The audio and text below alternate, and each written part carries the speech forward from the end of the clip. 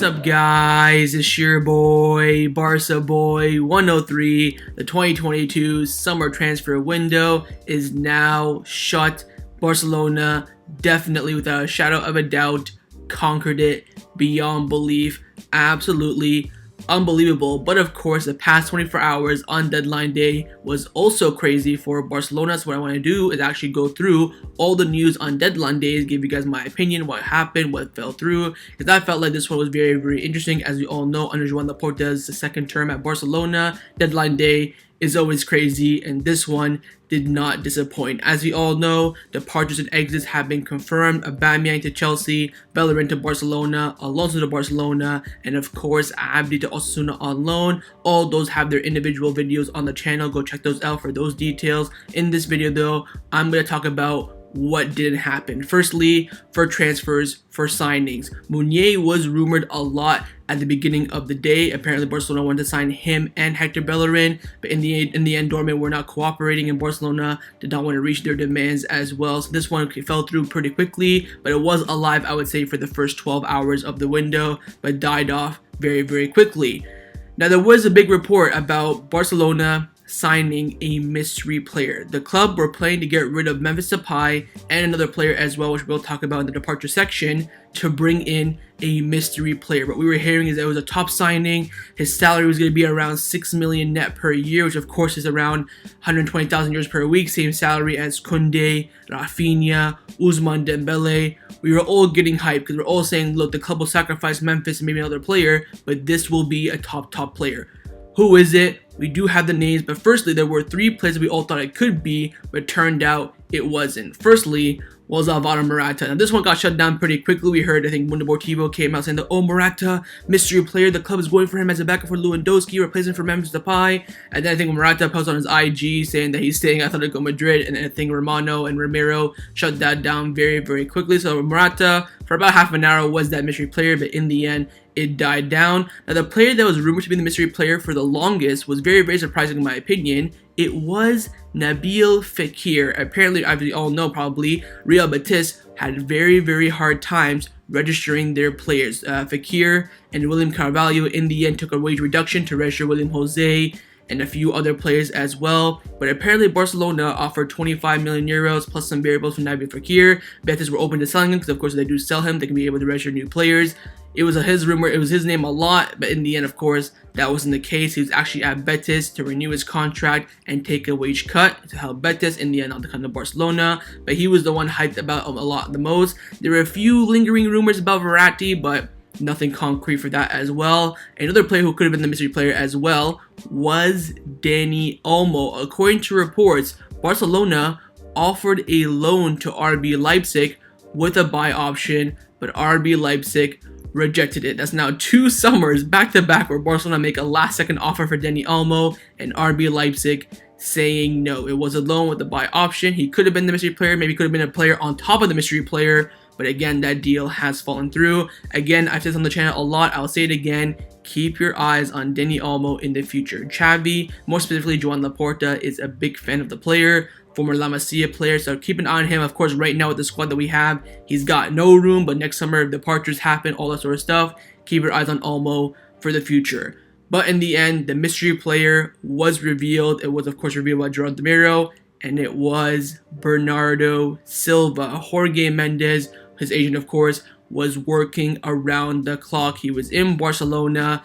In the end, they were very, very confident that with the exits of Memphis Depay and another player, Bernardo Silva could have arrived. But in the end, those departures did not take place, which means Bernardo Silva's move did fall through. Bernardo Silva came out in a quick quote with Manchester Evening News saying that I did get one offer, but it was not from Spain, but in the end I decided to stay at Man City. Again, that one outside of Spain was probably PSG, but again, Barcelona did not make a concrete offer for him right now on deadline day. What they were doing is making movements, and if those movements were done, it would have went in, but those movements were not completed. So Bernardo Silva would be the mystery player, probably not surprised to anyone, but again, the hype around it was pretty big. I would say 4 hours left of the window, we all thought, oh my god, who is this? Could be a player on decent money. We're all hearing it's a top player. Even Oriel from TV3, who barely ever speaks nowadays, but still very, very reliable, he came out saying, look, the player that Barcelona are going for is a top player. Got everyone hyped. Turned out to be Bernardo Silva, and in the end, the deal did not happen. Would I say watch out for Bernardo Silva next summer?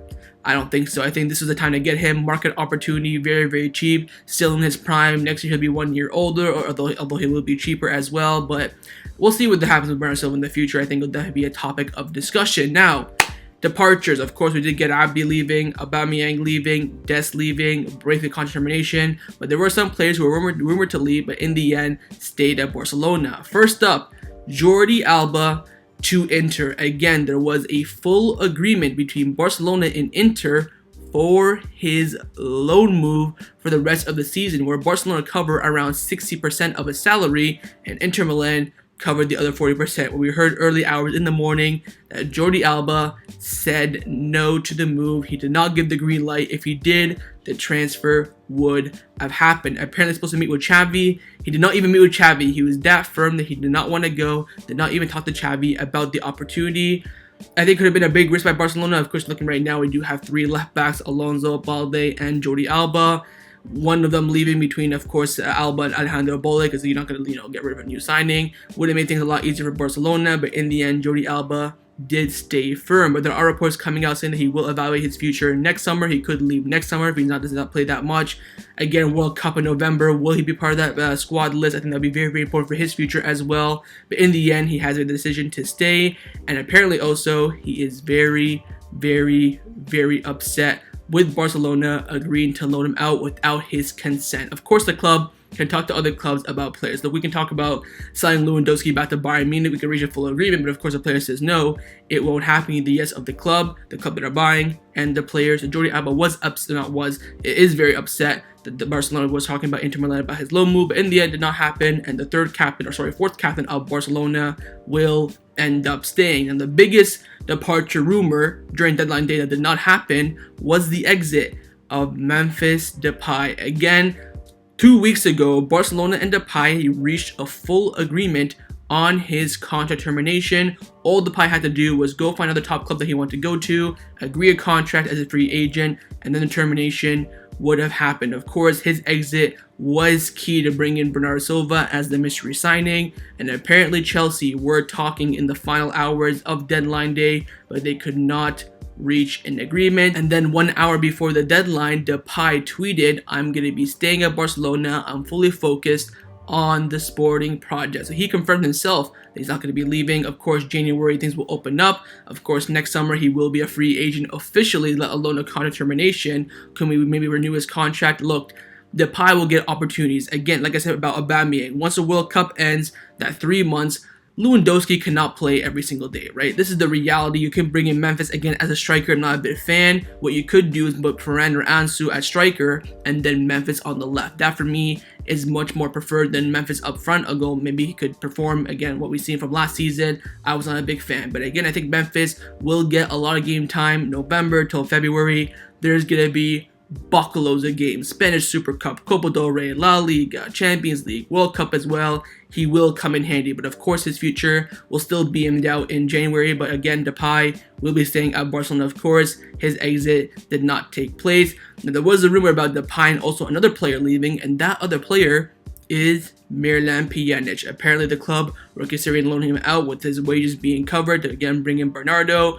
but keep your eyes on Pjanic. Again, the transfer window in Turkey and other countries as well, I think Qatar as well, are still open for another few days. So Miralem Pjanic can still leave the club, although I don't think it will happen. I think the midfield depth right now is fantastic. You got Pedri, Frenkie, Gavi, Kessié, Busquets, and Pjanic. 6, of course, 3 starting, 3 cover. It's perfect. I would not change it. Of course, you want to get rid of Pjanic to bring in Bernardo Silva. Makes sense, but now getting rid of him with, Bellerin registered, Alonso registered, really no point. I would keep him, use it for squad depth. Maybe try to get rid of him in January if an opportunity comes up, or of course, in the summer. But Miralem Pjanic, again, like I said about Memphis, in that, space of November and February, he will be in handy. Again, Busquets cannot play week in, week out. De Jong, he has been playing there. He's not that great. Kessié, we have not seen him there quite yet, but again, probably does not suit that profile. So Pjanic's time will come. And again, he was happy to stay at Barcelona. He's sitting in the middle. If you want me to leave, I'll leave. Want me to stay, I'll stay. Again, a bad situation essentially. So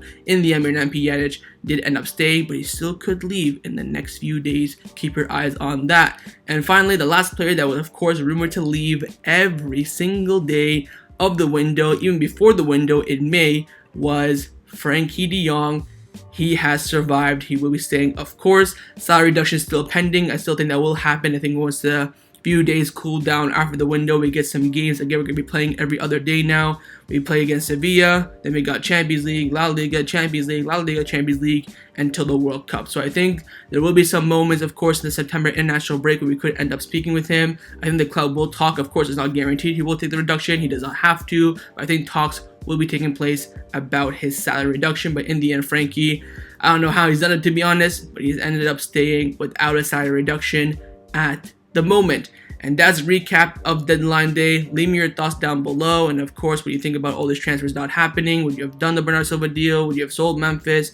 Pjanic, all that sort of stuff. Leave me all your thoughts down below. And of course, make sure you guys subscribe down below if you haven't already. Overall, the window for Barcelona, it's a 9 out of 10. It's absolutely perfect. We absolutely dummied the transfer window. And no doubt, Barcelona came out of the summer transfer window of 2022 as the absolute winners. See you guys tomorrow for the match preview against Sevilla. Take care and Forza Barca.